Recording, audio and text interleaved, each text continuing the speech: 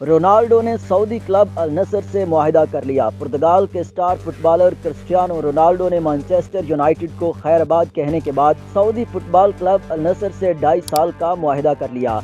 Ronaldo ने Saudi club से मामला तय होने के बाद गुज़श्ता माह English football club Manchester United से राहें जुदा कर ली थी। अरब मीडिया के मुताबिक अल नसर रोनाल्डो को हर साल $7.5 करोड़ देगा, जो अब तक के महंगे 3 मुआहिदों में से एक है। अल नसर की जानब से इस मुआहिदे का बाज़ाब्ता ऐलान हफ्ते को किया जाएगा। इससे कबल ये खबरें भी सामने आई थी कि सऊदी क्लब अल हिलाल ने फिर से रोनाल्डो से मुआहिदे में दिलचस्पी जाहिर की है। ताहम अल नसर के साथ मुआहिदा होने के बाद तमाम अफवाहें दम तोड़ गई।